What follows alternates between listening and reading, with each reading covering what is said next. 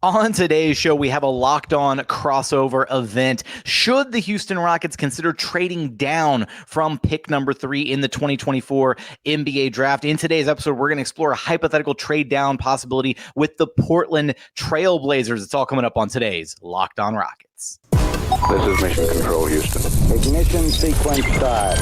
6, 5, 4, 3, 2, 1.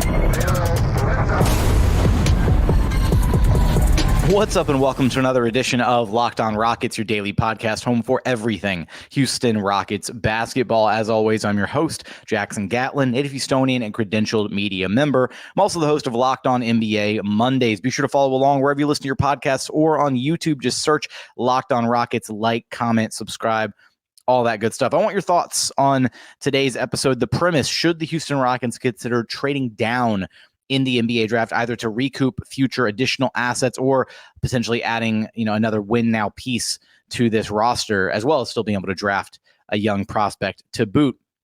Let me know your thoughts in the YouTube comments. As always, thank you so much for making Locked On Rockets part of your day. Thank you for being an everydayer, whether it's on your way to work, on your lunch break, in the gym. Thank you for making the show part of your day every single day.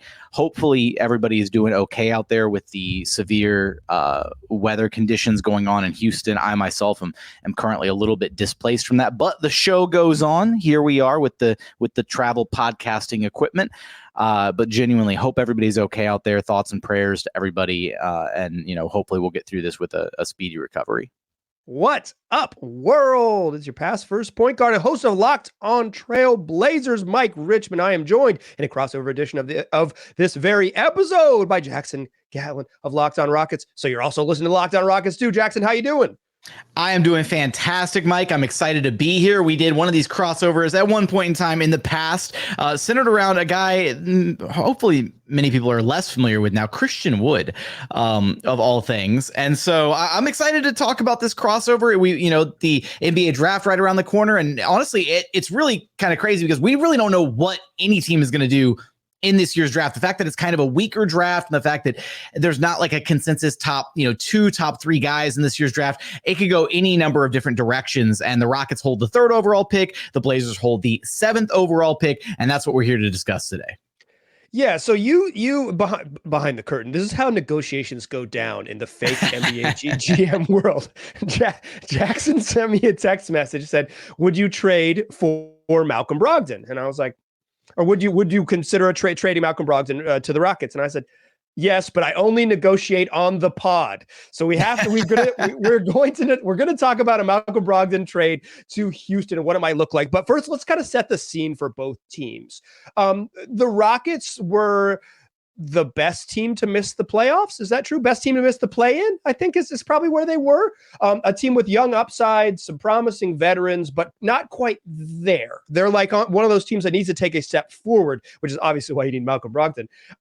Where are they, and sort of why would a trade like this, or what are they going to do this summer to kind of take that next step?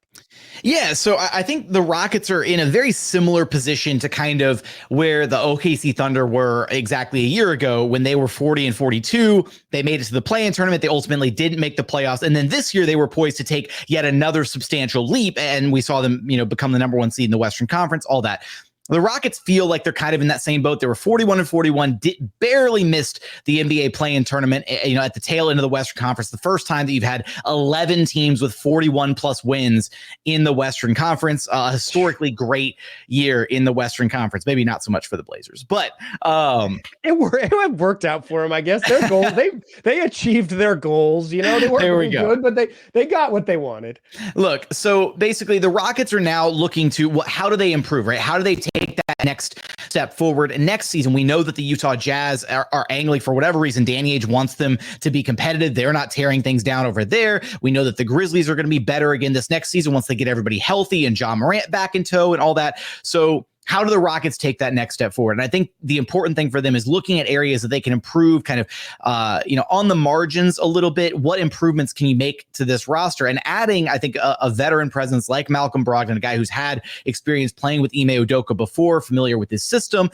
A bit long in the tooth, dealing with some injury issues, whatnot. But, setting those things aside, how do you improve this roster, right? Do you want to go commit your MLE, $13 million, whatever, 13 to 15 million on, a veteran free agent who's only going to play every so often as like your third string backup guard? Or could you maybe go get that piece from a team like the Blazers, right? And just trade down in a draft? Is this a trade that could be mutually beneficial for both sides, which was kind of the framework that I originally wanted to suggest to you was, essentially the Rockets have this third overall pick, but again, there's not like this tier of prospects where you're like, oh, we have the third overall pick. We're so happy we got in that cutoff before it falls to the next tier of prospects. It kind of feels like there's Alex Sarr at the very top, and he seems like the consensus number one prospect in this draft. And then there's everybody else. And there's it's like a tier. 15 players. Yeah, exactly. Yeah, and they're all in that very next tier, right? So you could take one of those players at number 2 overall, and people think that's an incredible pick, or people might think you're reaching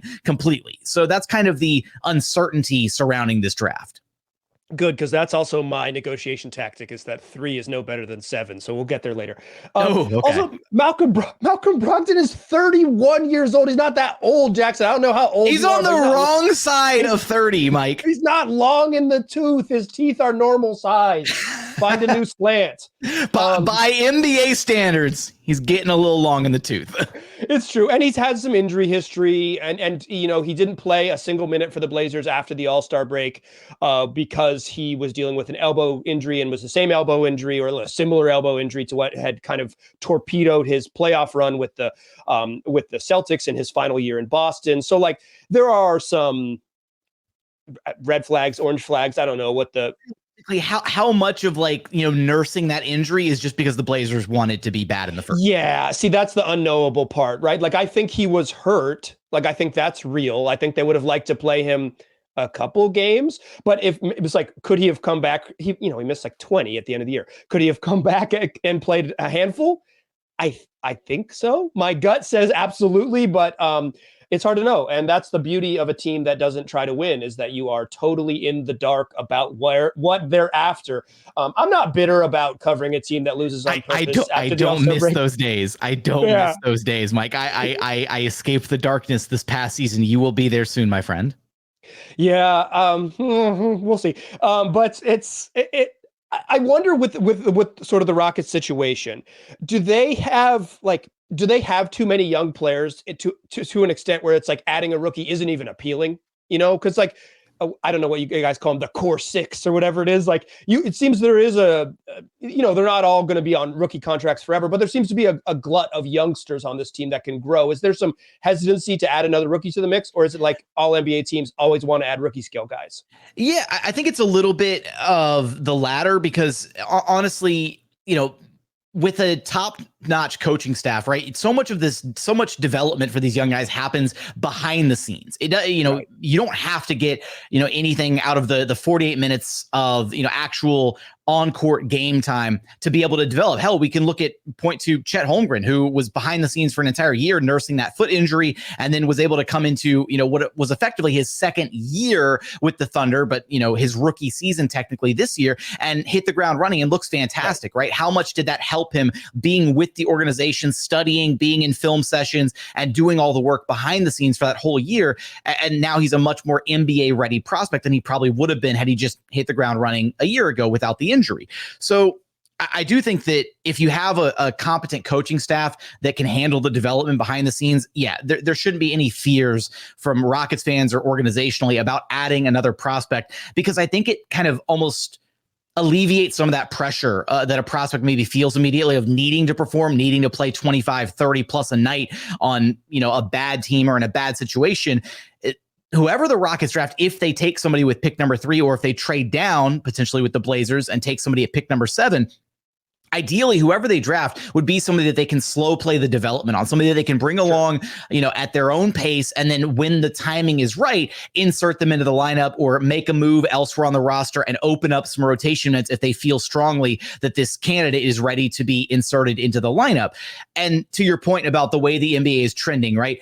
there's no better value in the NBA landscape than a rookie scale deal, right? You get 4 years of team control, you get the team options at the end, at the back half of the contract. So I think that the Rockets, the way that they're headed with contract extensions looming on the horizon for Jalen Green, Alperen Sengun, and then the following season, Tari, Eason, Jabari Smith Jr. After that, down the line, you're going to have to figure out if you want to pay Amin Thompson or Cam Whitmore. These are all good problems to have, right? If they all hit and you're like, oh my God, how do we pay all these guys? Yeah, right, you're going to exactly. be ecstatic.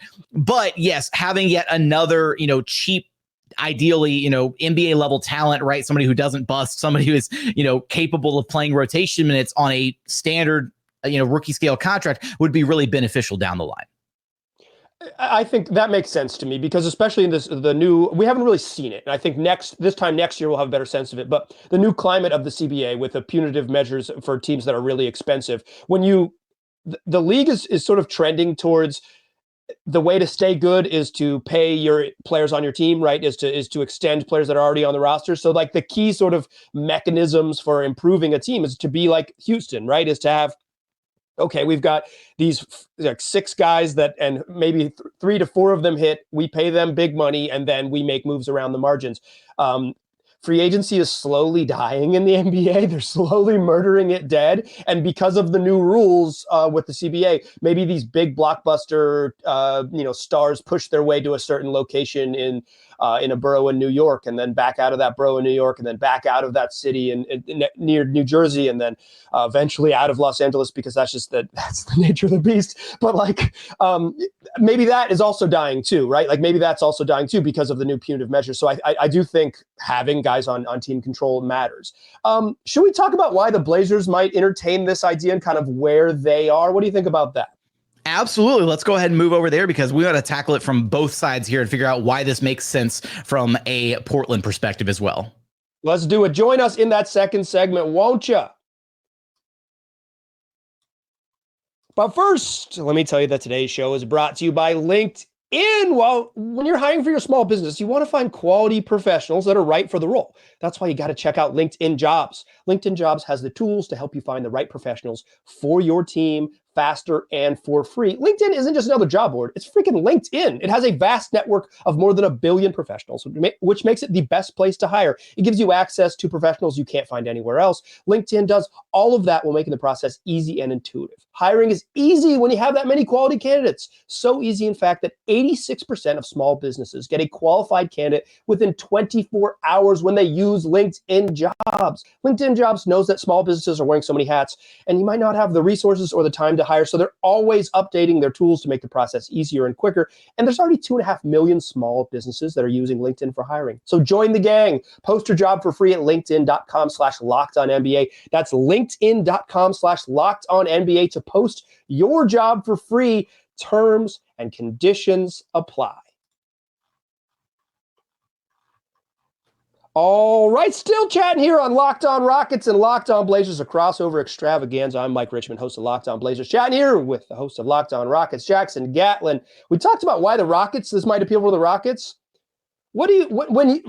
Before I weigh in, from an outsider's perspective, what's the pitch to the Blazers? Yeah, so I mean, I feel like the pitch is pretty simple here. When you're in the stage of the rebuilding process that the Blazers are kind of in, you want to find value wherever you can. And at this point, what is Malcolm Brogdon's value worth in a vacuum, right? On its own? Like, can Malcolm Brogdon, if you found the right team, the right suitor, could you maybe pick up, a late first round draft pick from a contending team that feels like he can be a nice, additional piece to their bench, some depth, whatever, that kind of thing?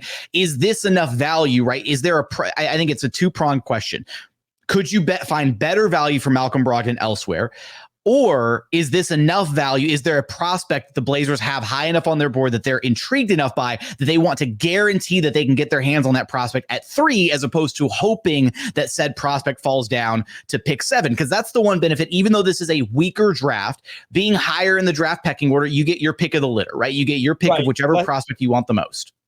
Yeah, less teams make decisions ahead of you. No one is making the decision. No team is making the decision for you. You get to make the decision yourself. I agree. I think I agree in theory, although we can argue about that later.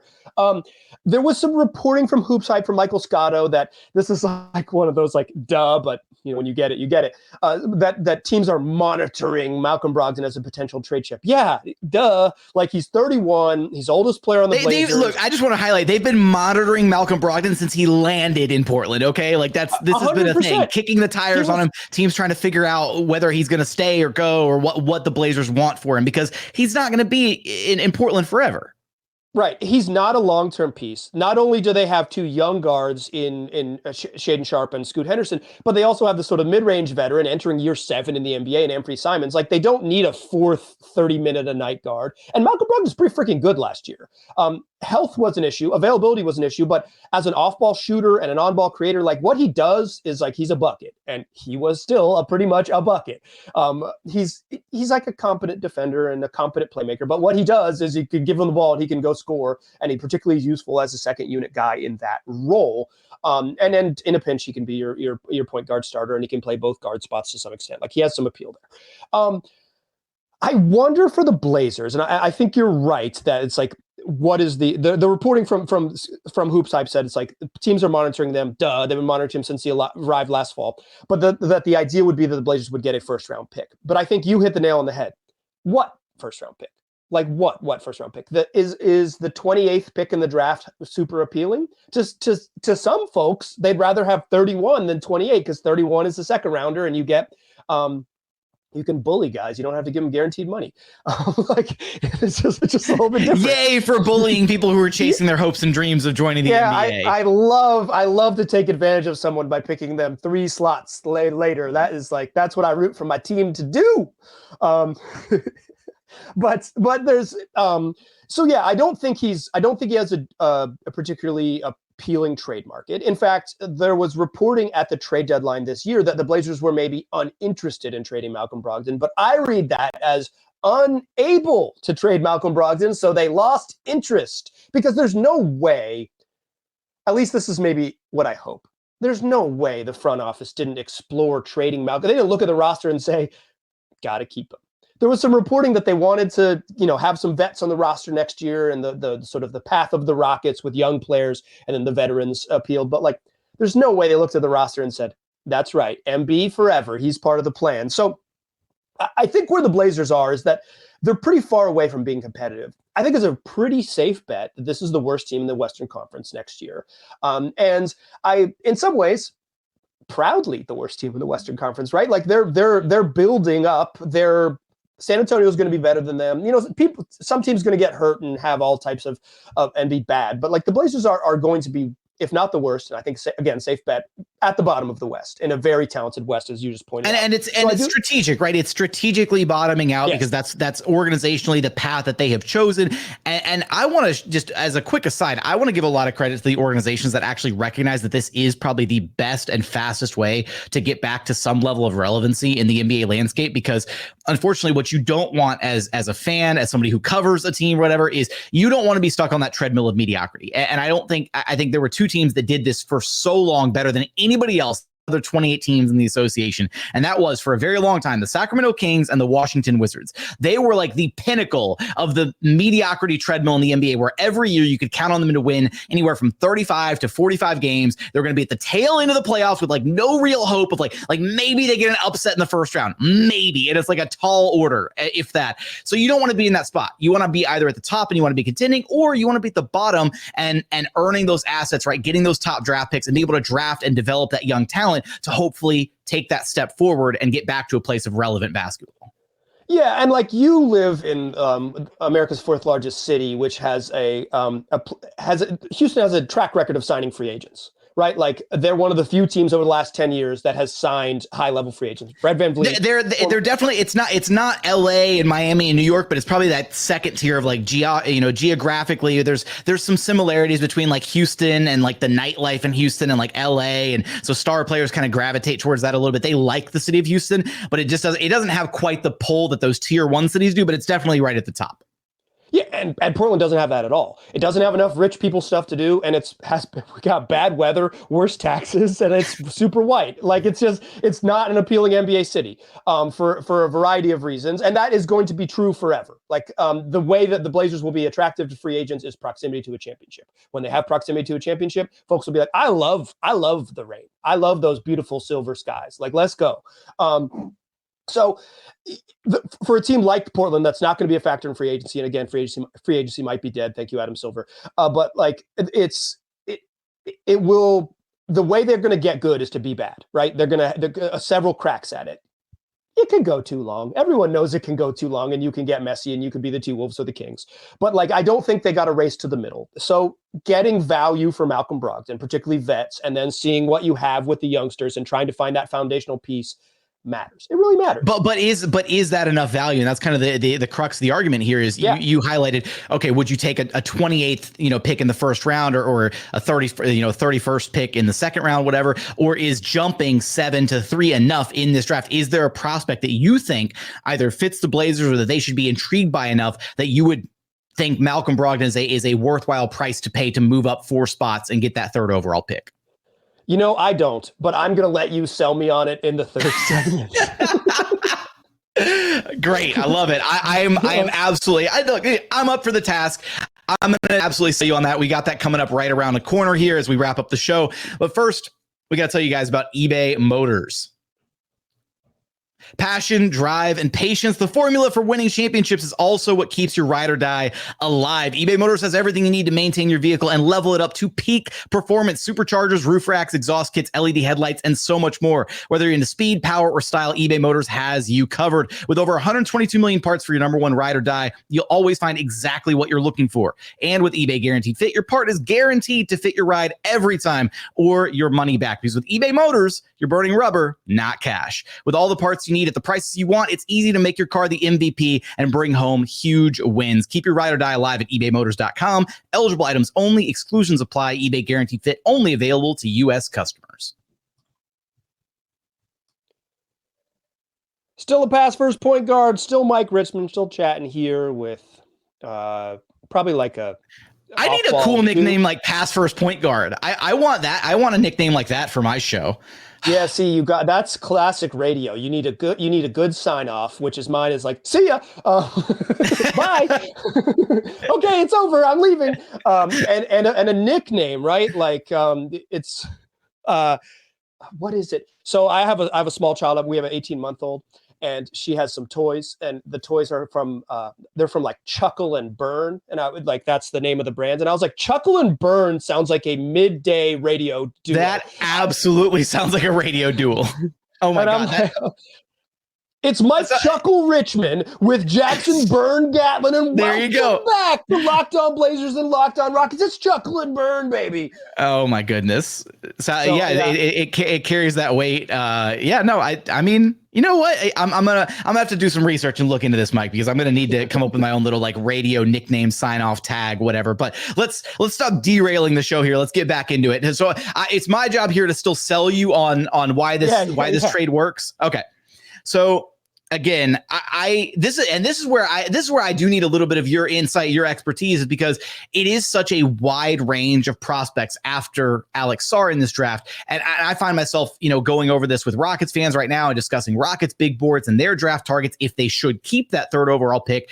It kind of feels like there's just not like that star upside swing at number 3. There's just not a player there, right? If you could entertain a discussion at getting the number 1 overall pick from Atlanta and maybe drafting Alex Sarr, he's probably like the biggest like upside swing at the top of the draft, high floor, high upside swing, whatever. But that's where I'm torn, is because I feel like the Blazers are in that position where they want to be taking as many big swings as possible. When you're at this early stage of the rebuild, that's where you need to be. Whereas I think this draft is chock full of players who, don't get me wrong, they're not going to be like bad players or anything, even though it's a weaker draft. I just think we're looking at more like long-term, like solid rotation players than any like upper tier, like star level talent coming out of this draft, with the exception of like a couple guys who do have some kind of, crazy high ceilings. Obviously, Alex Sarr being one of them. Stephon Castle's another one with, if the shot materializes, he's got some, very high ceiling potential there. But that's the kind of the issue here is there a target that the Blazers think internally or that, through their own evaluations would be worthy enough of jumping up those 4 spots. Yeah. So it's like, I'm not a big Zachary Rees-Sachet guy. Like I think he appeals to some Blazer fans more than me, but he can't dribble. I don't see it. Yeah. I don't see it. I'd like, he's big and he can defend and he can shoot, but if you can't create your own shot, you're a role player and you're a role player forever. Like, and I think that's the concern. There's nothing wrong with being a role player. The challenge is that drafting someone 3rd overall. Yeah. If you tell somebody, hey, we're going to use the 3rd overall pick and we're going to get a role player, you're like, what?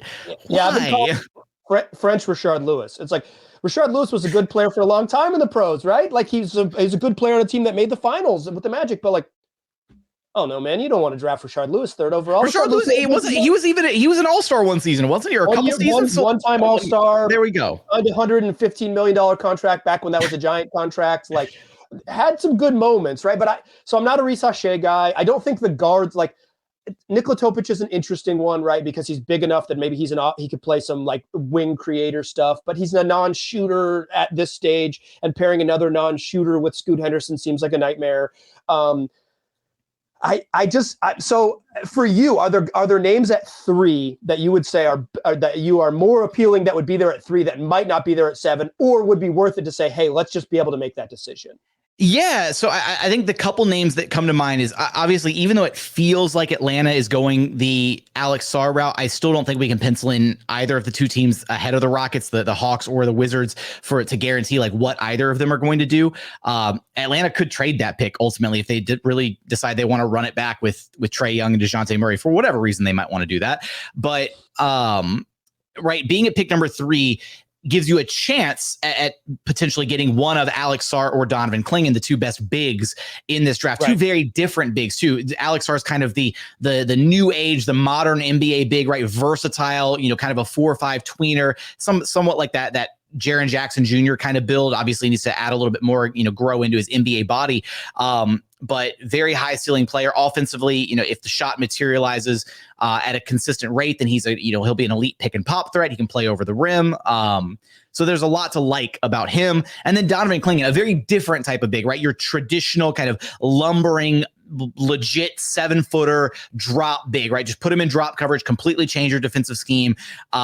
He's been trying to sell himself on the 3-point shot at the draft combine, really trying to gas himself up as somebody who's going to have that shot in his repertoire, maybe not right away, but at least down the line in his NBA career. And so I look at that and, you see shades of like a Brook Lopez type, right? If he can actually develop a 3-point shot and be the defensive, presence that he already is, then that's a really enticing prospect. And I think that for the Rockets, at least when you're looking at what they have on their roster already as far as young talent, they've got multiple guards. They've got a couple wings with Jabari and Tari, the guards, Jalen, Amin, and Cam Whitmore. They only have one exciting young big in Alperen and Sengun, and both Alex Sarr and Donovan Clingan provide kind of a different look at the big man spot than what Alperen and Sengun provide. So having that diversity in your lineup, being able to roll out, different lineups and different looks and playing through different guys, I think would benefit them greatly. So I think that's the downside is like, there's no way Sarr or Clingan are going to be there available at 7. So it depends on how greatly the Rockets value drafting a guy that kind of gives them a skill set or a player type, an archetype that they don't already have on this roster that also has, a high ceiling kind of outcome, versus being able to get a guy, further around 7, if we're talking about maybe Stephon Castle falling down there or Reed Shepherd being available down at pick number 7. I remember seeing the original mocks when the Rockets were at 9 with the Brooklyn Nets pick before the jump up happened. And it sucked because it felt like the handful of players that the Rockets should or would be interested in all were off the board by the time pick 9 rolled around, with the exception being Dalton Connect. He's the one that I am also heavily interested in from a Rockets perspective. And he, for most mocks, he was still on the board when pick 9 rolled around. But yeah, that's kind of where I'm at, is just, I think that there's still value to be had if you do trade back. And I think that's the argument here is it worth it adding a Malcolm Brogdon type to the Rockets roster and still being able to add a young prospect, even though it's maybe not one of the guys at the very top of the draft, like a Clingan or a Sarr, versus having that control of pick number 3 and be able to pick whoever you want. Yeah, I think it appeals. I understand the appeal to the Rockets a lot, right? It's like you add a veteran who can probably help and you don't have that much value.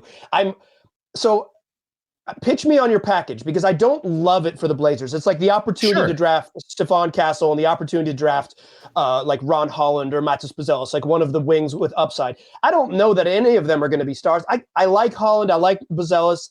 I'm not sold on them being stars. I kind of think Buzelis has the easiest path there, but he also has a lot of outcomes that have him being a bad basketball player. So what does a package look like? Because you Malcolm Brogdon is making $22.5 million in the final year of his contract. Yeah, so I think it kind of comes down to, obviously it would be a straight up swap between 3 and 7, so the picks get moved around. Brogdon comes to Houston, and then from that point, you're looking at just matching salary filler, I think, at that point. But you could also do it in a way that actually might give the Blazers, some trade fodder for a little bit further down the line, because you have a guy like Jock Landale, who is on an incredibly team-friendly contract. It's essentially, a non-guaranteed options all the way down. So, effectively an expiring every single season, $8 million a year, very team-friendly deal. And he kind of came online a little bit at the end of last season after struggling through most of the year. Yeah. So maybe he's a guy that actually has some intrinsic value that you could then flip in a separate trade to another team that maybe wants, a big man of their own. So not just exclusively salary filler that you're going to kick to the curb immediately. And then you fill in the rest of it with either, a guy like Jae'Sean Tate or Jeff Green, more salary filler, but guys who do have some value that then you could maybe potentially turn around and flip. So we talked about Malcolm Brogdon maybe only being worth, a late first rounder, 28th pick in a draft. What would a Jock Landale, be worth, right? On that contract, very team friendly, probably not a late first, but maybe a couple seconds from the right team or something like that. Maybe, something to grease the wheels, or just the ability to, aggregate salary in a deal further down the line, I think gives you some flexibility there. It's more so just, if the Blazers don't have any plans for Malcolm Brogdon at this point, then why not cash in on it and be able to get, again, your pick of whoever you think actually will come out of this draft and be successful, rather than just waiting to see what remains at pick 7. I don't like this. This is like I'm lowering or changing the offer here. I wouldn't do this trade, but I wouldn't be surprised, right? If Rafael Stone tried to call up the Blazers and ask him for this deal, I wouldn't be surprised if the counter offer was, how about we give you 14 and Brogdon to move up to 3. That's what I was going to say, is that it's because the Rockets don't have good salary match for a player that's with upside. I like Jeff Green for the Blazers because an off-ball vet for a really young team seems valuable. Love Uncle Jeff, always have. Incredible career highlight dunk package, one of the great all-time, he's crammed on you dunk packages in the history of the highlights of this league. Landale's fine, but whatever, right? He's a rotational big on a team that doesn't really have necessarily they're not. It's yes, we got a rotational big. That deal, Jeff Green and Landale would save the Blazers about $5 million. So they get they're a team that's right now approaching the tax line or above the tax line, would have to jump down. Obviously 3 is going to make more money than 7, so that counts it. But if it was 3 and 14 for Green and Landale, would you walk? Yeah, I don't think I would do it at that point, because I feel like that's, dropping 11 spots from 3 to 14. I feel like some of the other prospects that, because even though we've discussed that there's not this massive drop off at the top of the draft, I do think there's probably about 10 to 10 to 12 names at the top that are going to go kind of in that lottery range. And you really start thinning out your odds of getting a player that you want if you're all the way down at pick 14. Now, there's a part of me, because I am very secretly a big Kel'el Ware fan. If the Rockets did drop down to 14, then they could just draft Kel'el Ware, who has a lot of the same, upside and measurables and gifts that I think an Alex Sarr type also has, but he's also been comped to Christian Wood, and there's questions about his motor and his effort and all that. So do you really want to risk it and go for that guy? I don't know. It's tough, but I wouldn't do 14 at that point. There have been, looking at the way the lottery is set up this year, right? Rockets have the 3rd overall pick. I've been eyeing different teams. So Blazers at 7, possibly the Bulls at pick 11, different teams to trade back and trade down for if there is value to be had coming back the other way. It's just tougher in a weaker draft where there's not those clear-cut star upside prospects at the top. If this was a couple years ago and we're talking about the big 3 at the top of the draft, right? Jabari Smith Jr., Paolo Banchero, and Chet Holmgren. That was very clearly a draft where you had the top 3 prospects and they were all in their own tier by themselves. And then there was that drop off into that following tier. And so that would have been a year where if you got the 3rd overall pick, which the Rockets did, they were okay, thank God you made the cutoff, right? This year, not so much. It doesn't matter. What about just sweeten this deal? The Rockets have a plethora of 2026 second rounders. Could I interest you in sprinkling in a couple future seconds to make this deal a little bit better? I could maybe like see them going as far as like including I see. I don't know. That's the tough part is like, how much is Malcolm Brogdon worth? And I just feel like at that point, you might be overpaying for a guy who's not even going to be like a consistent part of your like your best 9-man rotation. He's not, I don't want to say he's injury insurance in this trade. He'd basically, for the Rockets, he'd be fulfilling the Aaron Holiday role from this past season, which Aaron Holiday became kind of a big part of the team. He played a lot at the end of the year. Yeah. Yeah. But by necessity, because Amin Thompson went down due to injury so early on, he stepped in and he filled a role, and his shooting was pivotal for a team that had no shooting. So obviously internal growth, you hope the Rockets become a better shooting team over the offseason, working with assistant coach Ben Sullivan and just getting all the guys up to speed on that end. But I think it's hard to sell and say, okay, we're going to add even more assets, or we're going to add this and do this for a guy that's not even going to be a consistent part of the rotation. He's more just that extra piece, the cherry on top, if you will, to add some depth to the lineup, because the Rockets only had 2 guys that could realistically handle the basketball and initiate offense last year, and that was Fred VanVleet and Jalen Green. There was a stretch where Fred VanVleet went out and it looked really, really bad because the Rockets didn't have any other primary ball handlers, guys that they could trust to initiate offense and get things going. And Malcolm Brogdon is that guy. He's got the history with Ime Udoka. He knows what he would want. And I think he's very capable of fulfilling that role, even if it's just, on a, 4 or 5 game basis. If somebody misses some time, whatever, it doesn't have to be a consistent thing. So I think it's hard to start adding on even more assets for that. So maybe a deal, maybe we can't make a deal, Mike, if you're going to be this difficult to negotiate with. Well, I'm curious what your Blazers fans think about this. I'm curious if they think it's a slam dunk. They're like, yeah, tell Brogdon to kick rocks, get him out of here. My experience with most of my listeners is that they think that I undervalue their assets, and that I'm like, yeah, I don't know how much value Brogdon has. And they're like, idiot, he could be traded for multiple firsts. And I am an idiot, but not usually in this manner, right? Like for me, I think the holding point is that I don't think there is enough value in jumping from 7 to 3 to make it worth it. If and this might be eyes of the beholder, right? If someone really loves Ron Holland, really loves Steph Castle, and says, listen, there's no way they drop to 7, right? Like there's no way you're going to get them at 7. Then I think that changes it, right? If you think Steph Castle and they finally got his measurements right, and he's 6'5.5" in shoes, or without shoes on. So he didn't shrink 2 inches over a year, which would have been really bad for his draft stock. He actually grew a little bit.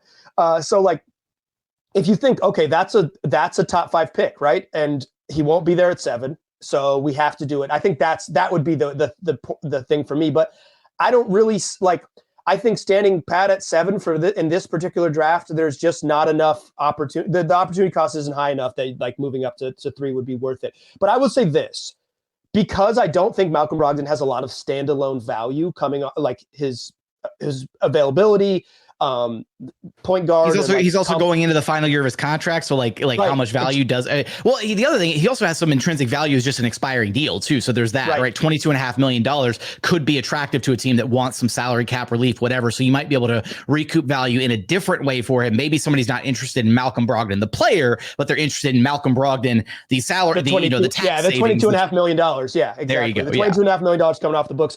So I would say like, this is one of those things where valuable to gauge the market. Okay, this is a team that could use Malcolm Brogdon. Here's what they would offer, and then say, "We'll call you back. We'll call you back. We'll call you back if we don't find anything else." Yeah. We'll call when we're very desperate in a couple of weeks. We'll call you back, because that's how I feel. Like if you had convinced me, if really sold me on Donovan Clingan, who I've compared favorably to Steven Adams, like you're drafting Steven Adams at 3. Okay, it is. I think I'd be there, but I'm not there yet. So I think this is one of those where you see the value, you see the market. I think this is a reasonable proposal from the Rockets, but for now, I don't think we come to a deal. Maybe we'll come back and say we need 2 2026 second round picks, and that'll be the sticking point. Did we do it? Did we just make an episode, Jackson? Do you think we nailed it? I think we did make an episode. I don't know if we nailed it. I did my best to try and sell you on this, and clearly my negotiating skills need some work here. Hopefully, behind the scenes, Rafael Stone's a little bit more adept at his negotiating tactics than I am. But we do want to hear from you guys. If you're listening, if you're watching the show on YouTube, give us your thoughts in the YouTube comments on Locked On Blazers, on Locked On Rockets. How would you feel about this trade? Is it a slam dunk? Do you think it makes a lot of sense? Let us know there. If you think it's a stupid trade, let us know there. Maybe in some not so unkind Be nice, words, please. yeah. We're fragile people. We do there's 250 episodes a year. Sometimes you don't complete a trade by the end of the show. Oh man, but yeah, let us know how you feel about this trade, and Mike, I guess let everybody know where they can track you down at from the Rocket side of things. Okay, I'm on Locked On Blazers 5 days a week, and it's also on YouTube, free and available on all platforms. I don't really have a social media presence, but if you want to find me there, at Mike G. Rich on Twitter. And for my listeners, Jackson, where can they find you? Yeah, same thing here. I have toned down the Twitter usage in recent weeks and months, but you could track me down over at Locked On Rockets. We're there 5 days a week, as well as Locked On NBA Mondays. That's where I do all of my damage for the Locked On Podcast Network, where we've got you covered, your team every day. Come back, listen to shows next week, 5 of them wherever you get podcasts and also on YouTube. We appreciate you listening, and we will talk to you soon. That's going to do it for another edition of Locked On Rockets. As always, thank you so much for checking out the show. If you haven't done so yet, please consider subscribing wherever you listen to your podcasts, or on YouTube. Just search Locked On Rockets, like, comment, subscribe, all that good stuff. Give me your thoughts in the YouTube comments about the Rockets possibly trading down, either this version of a trade down with the Blazers or some other version of a trade down possibility. Let me know your thoughts in the comments. And if you're listening on Apple Podcasts, a 5-star review helps us a ton. But as always, thank you so much for watching. Thank you so much for listening. And we look forward to having you back right here at Locked On Rockets, your daily podcast home for everything Houston Rockets basketball.